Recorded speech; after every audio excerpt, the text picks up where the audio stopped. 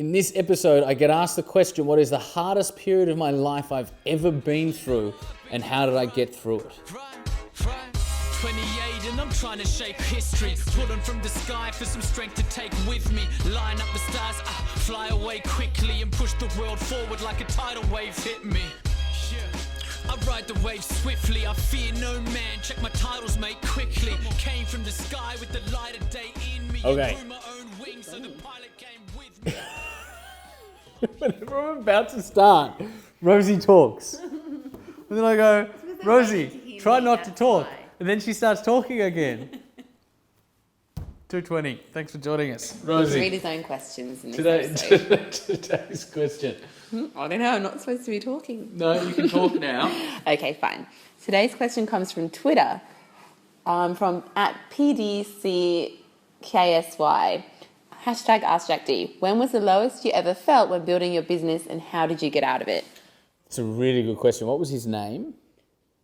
We don't know. It's an abbreviation, PDCSKY. PDCSKY. I have zero chance of remembering PDCSK. I can barely remember my own name, let alone PDCSKY. PDCSKY, lowest point in business. This is a really, really good question. And how did I get out of it?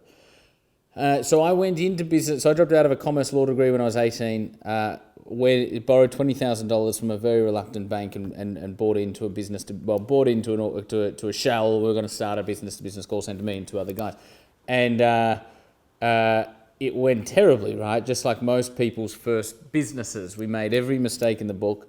I was working harder than anybody else I knew. I wasn't making any visible progress at all. We were losing money. We were spending money we didn't have. We were working ridiculous hours. At one stage, one of the three of us sort of had to opt out for a couple of months due to the pressure. He came back at that point. The other one opted out for a couple of months due to the pressure. So it was a very confrontational, discouraging introduction to business.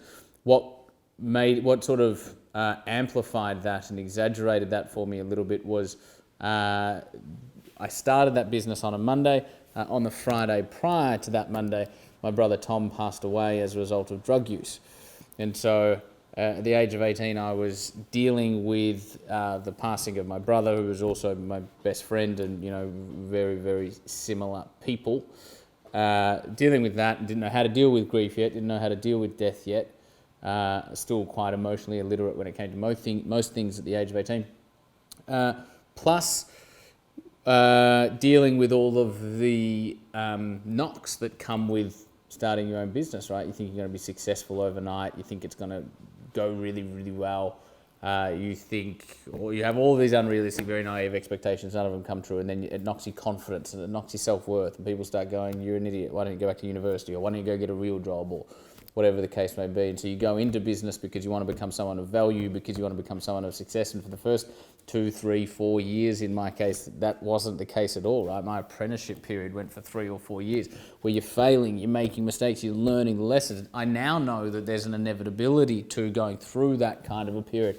However, and I kind of knew it at the time as well, I just didn't realize how hard it would be. And so those are the hardest, 2 or 3 years of my life by far, because I was learning to deal with and manage a lot that I was not equipped to deal with or manage. How did I get through it? Will, I think, is an important one. And I did have foresight that Rosie's phone is going to ring in most episodes that we film, or she's going to wear high heels and walk around and it's going to clobber mid-episode and we'll need to reshoot.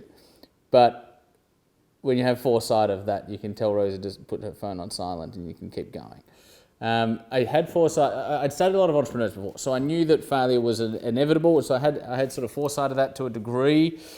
And I also knew it was really, really important to have a vision, right? And so I've always been a very purpose-driven person. I want to contribute to the world. My thing has always been education. I want to be able to influence education. So I always knew why I was doing it. And I always knew that I wouldn't be successful straight away, even though I had some naive and unrealistic expectations, as does everybody.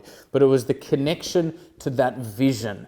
And so I remember, and I lived with my mum at the time. down in Elwood, Victoria. And so I remember I'd go running along the beach like every day with, I think, iPod, or I don't know if we even had iPods back then, but whatever it was back then. And I'd listen to like motivational music, and I'd shut my eyes and I'd envisage the future I was trying to create. And so I think when you know why you're doing it, when you have a little bit of foresight that the immediate years when you start out in businesses will be incredibly challenging, and so you know why, you have foresight of the challenge, and you understand your vision, you understand, you have a picture or an image or a sense of the kind of future you're trying to create, that is what enables you to have the will required to keep going. One of the fundamental things I think is true of any people in any field, but particularly entrepreneurs because it's so fucking hard, is that when you realize that challenge is inevitable and that problems are only problems if you believe you shouldn't have any, when you understand that problems are inevitable and you start to view them as opportunities to grow, it takes the sting out of it a little bit. I forget who it was, I think it was Oscar Wilde, who said there is little difference between pain and the longing to be without it. Right? That's a really profound sentence. There's little difference between pain and the longing to be without it. Meaning, when you long to be without pain, that's what creates pain.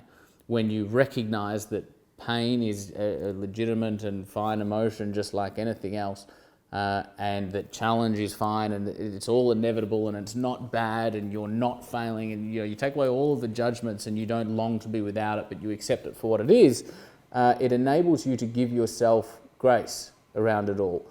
It enables you to keep going through it as best you possibly can. So know your why, understand, have foresight that it will be challenging, know your vision, and understand that there's little difference between pain and longing to be without it.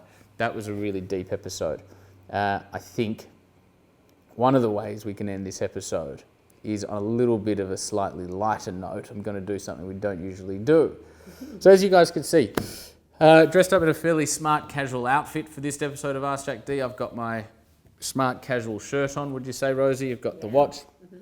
What you guys don't see is what pants I'm wearing or what shoes or socks I'm wearing.